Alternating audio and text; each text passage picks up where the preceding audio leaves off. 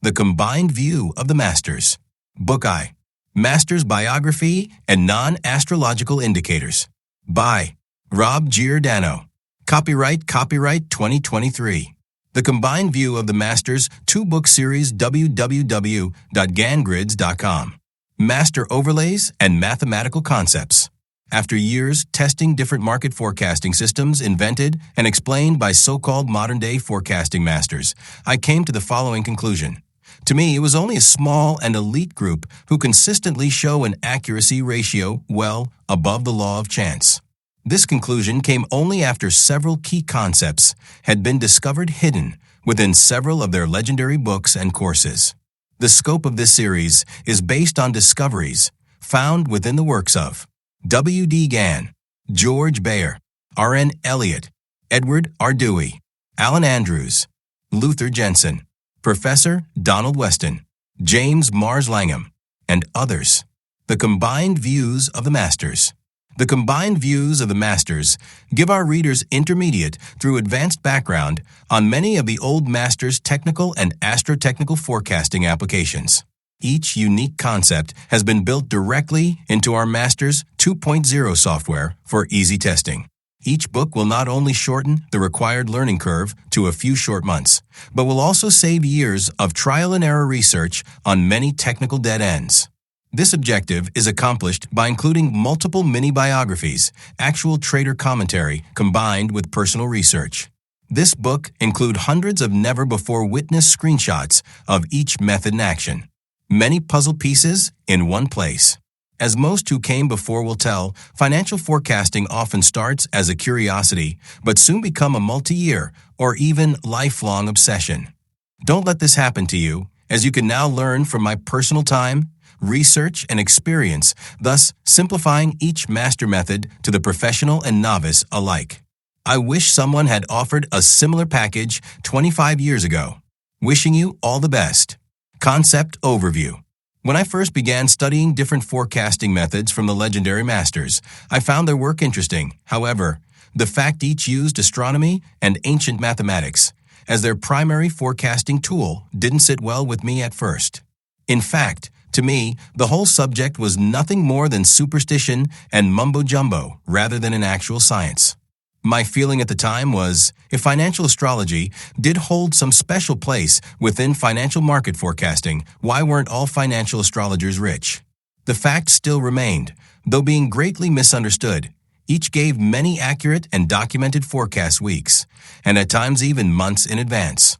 How?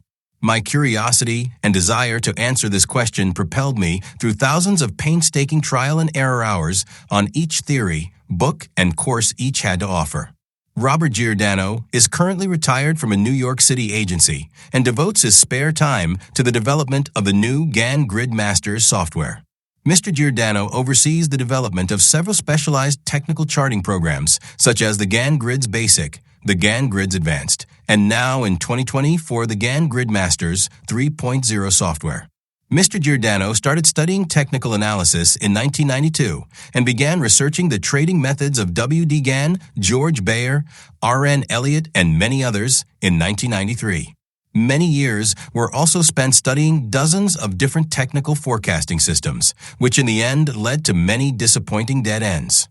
A working prototype of Gann Grid software was completed in the early part of 2000.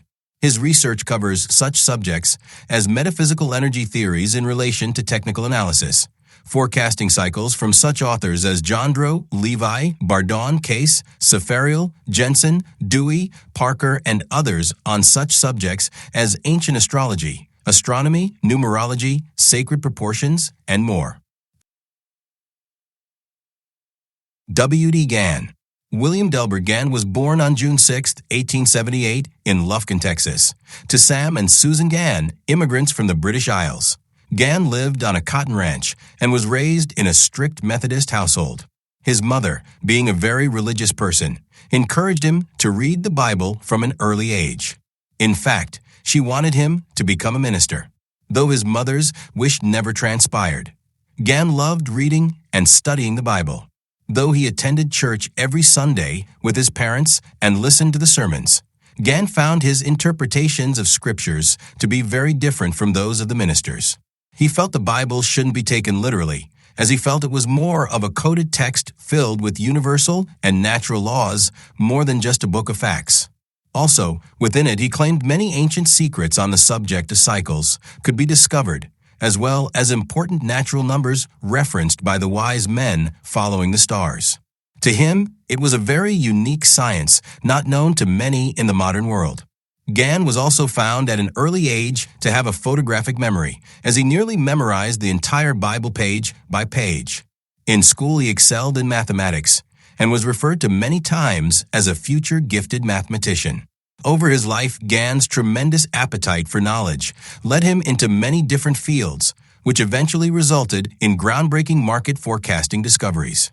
In 1902, at the age of 24, he made his first commodity trade of which made a small profit. According to many, that small profit was the beginning of what became one of the most remarkable and legendary trading careers Wall Street had ever witnessed. Over the next 53-year career, Gann took well over $50 million from various markets. From his very first trade on, it is believed he used a revised principle discovered from his unique Bible interpretations as a child. Many notations on Gann's early charts also prove this to be the case. In 1906, Gann moved to Oklahoma and worked as a broker trading for himself and handling large accounts for clients. After studying the cause of success and failure in speculation, Gann found that over 90% of traders who trade markets without essential knowledge usually lose money in the end. While refining his natural law methods, he also began to witness a periodical rise and fall in stocks and commodity prices, which also led him again to the conclusion that natural law, as understood by the ancient mystics, held important keys to forecast market movements. Since past cultures could forecast the ebb and flow of many cyclical tides, markets could also be calculated and forecast using similar methods. According to him, his next 10 years was strictly devoted to the study of natural law as understood by the ancients. He did this by traveling around the world to gain knowledge on ancient mathematics, astrology, and numerology. Months were also spent studying in the British Museum in England, the Astor Library in New York, then Egypt and India's mystical institutes. After this period, according to legend, by the age of 27, he solidified his forecasting methods. It was shortly after that he stated in several articles, "I eventually discovered it was the law of vibration which enabled me to determine in advance the exact price which markets would trade within a given time period." In 1908, he moved to New York and opened his own brokerage office at 18 Broadway, where he began testing his newly discovered theories on various markets. However, it was on August 8, 1908, which he claimed to have made one of his greatest mathematical discoveries, the master time factor. It was at this point his law of vibration and master time factor came together as one single system. Within a year, it became clear his forecasting success was based on more than just luck.